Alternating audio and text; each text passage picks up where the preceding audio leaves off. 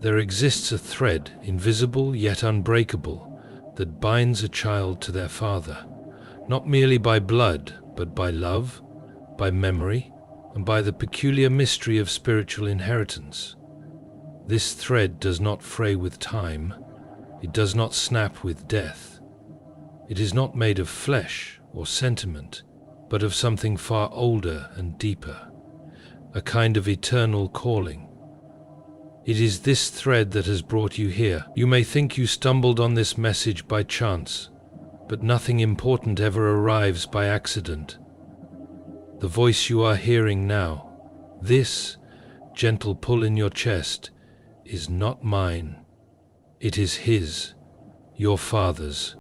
He speaks not in the crude sounds of this world, but in the language of longing. You have heard it before, though you may not have known its source. It was there in the moments you nearly gave up, but somehow endured. It was there in the silence when you prayed and thought no one heard. It was there in the ache that came not from injury, but from the realization that something was missing. He has been calling, not with noise, but with presence. There is a temptation today, greater than in any age before, to forget who we are, why we are here, and from whom we came. The world, with its noise and glitter, sells amnesia as a lifestyle, telling us to reinvent ourselves endlessly until nothing is left that can be called true. But truth, like a father's love, does not evolve. It roots, it anchors, it demands remembrance. And your father, your real father, the one now beyond the veil, remembers you entirely. He remembers what you were made for, what you were meant to become, and he grieves not in bitterness, but in holy urgency, that you might forget it. You were not made to blend into this blur of distracted souls, scrolling endlessly past the meaning of their own existence. You were set apart, not for superiority, but for service, not for pride, but for purpose. The pain you have endured, the questions you have asked, the longing that will not let you rest, these are not signs of weakness. They are signs of being chosen, and chosen souls are rarely comfortable ones. If you are listening now, you must understand this. The message from your Father is not simply, "I love you." That is only the beginning. It is, "I see you, I remember you, I call you." And the call is not passive, it is a summons to wake up, to return, to become again the person you were always meant to be, before life wore you down, before grief hardened you, before doubt disguised itself as wisdom and made you small. You have not gone too far, you are not too late, but you are being given a window, and windows close. Time has always been a thief with soft feet. It doesn't break down the door, it simply slips in and begins removing things.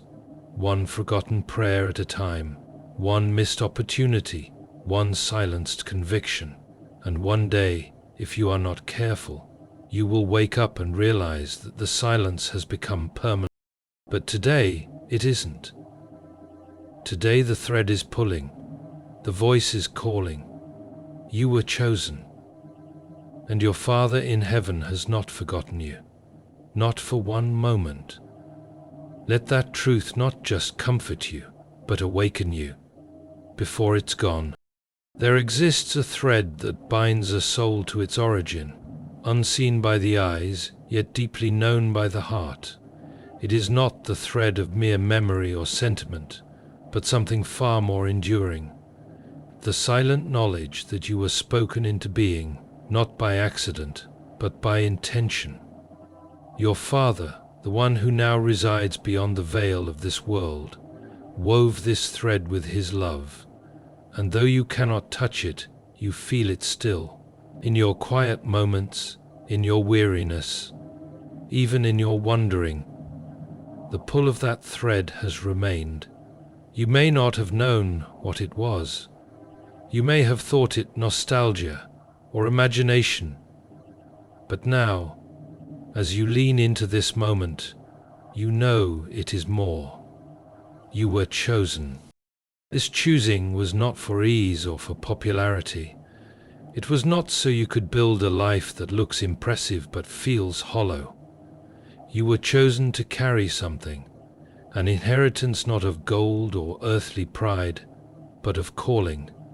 And calling, unlike comfort, does not sit politely in the corner. It knocks. It persists. It waits, even when you stop listening. Your father knew this. He knew that the world would press in on you with demands and distractions, promising you endless freedom while quietly stealing your identity.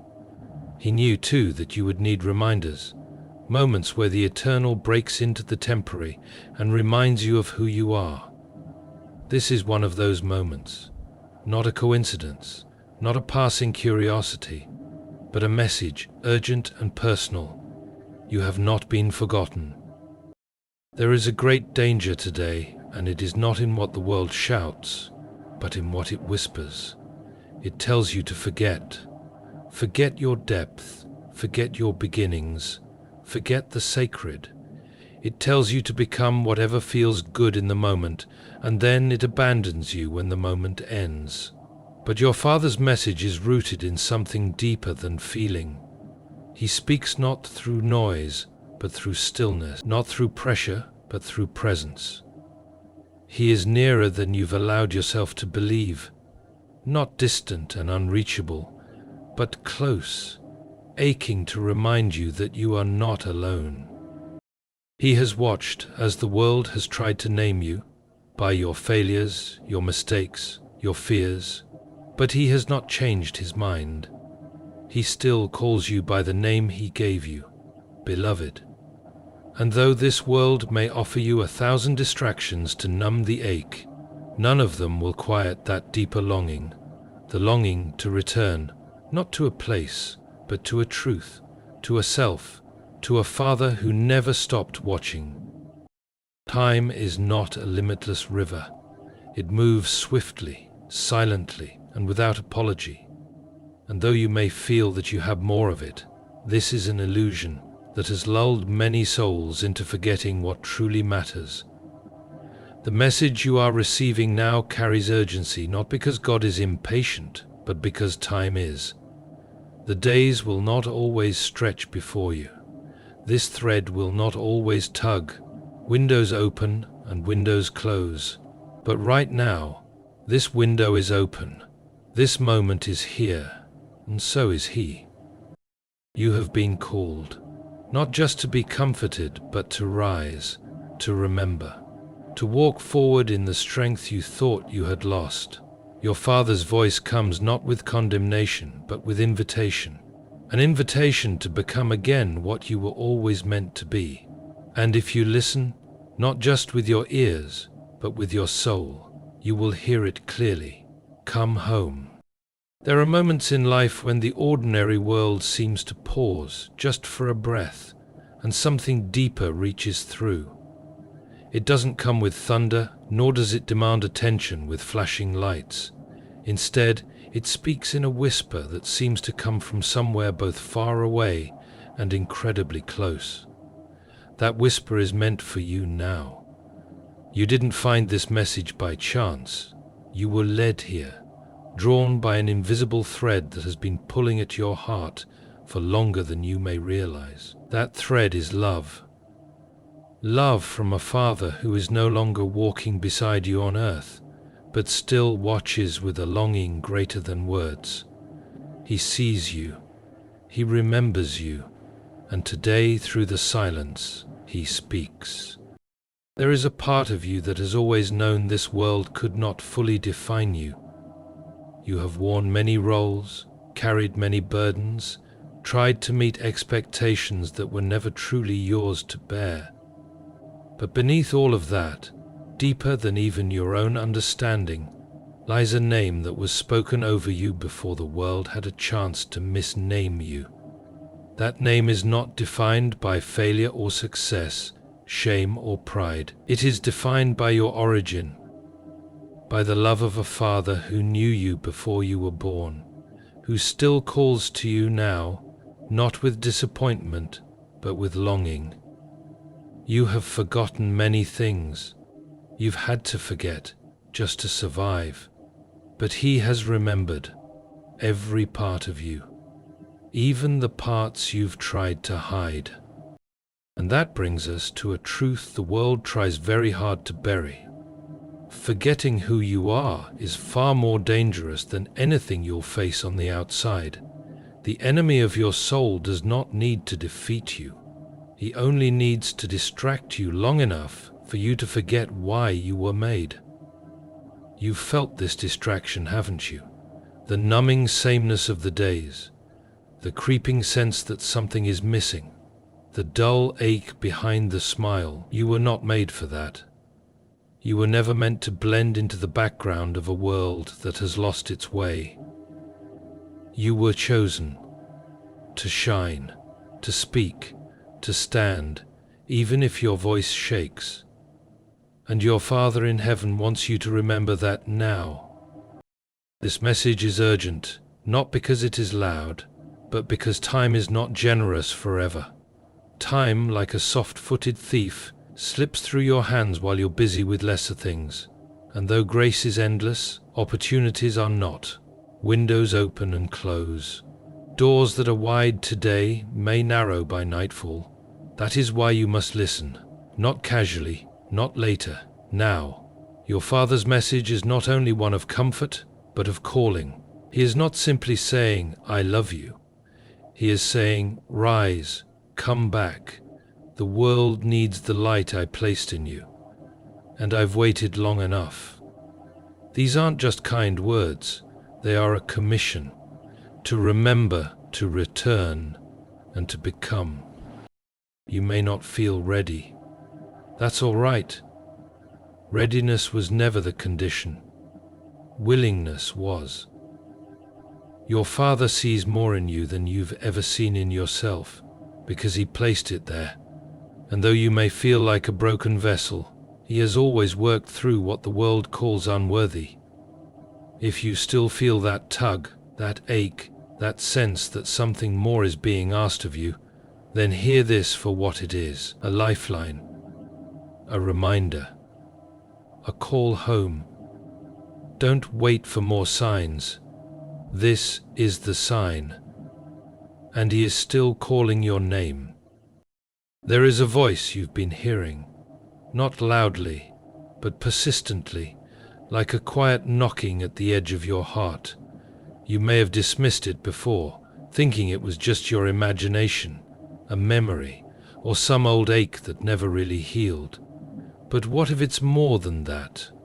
What if that voice is real, and what if it belongs to someone who once held you in his arms, who spoke your name with pride and wonder? What if it's your Father, not lost to time, but living beyond it, watching, waiting, and now reaching out?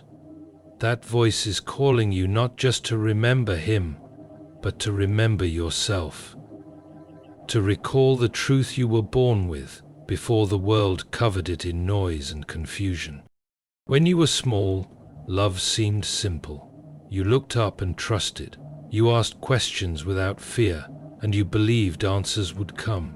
But growing older often brings forgetfulness, not just forgetting facts or moments, but something far more tragic: forgetting who you really are.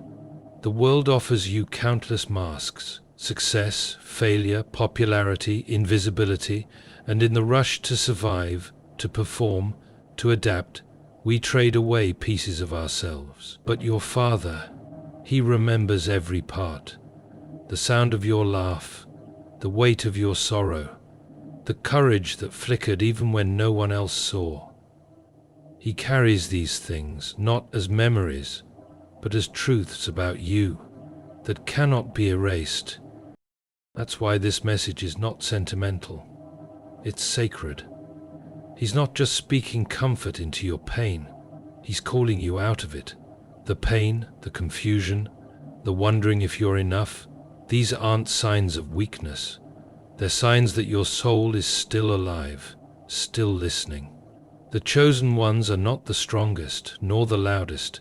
They're the ones who remain open even after life has tried to shut them down. You have felt the weight of silence, the ache of unanswered questions, and yet you're still listening.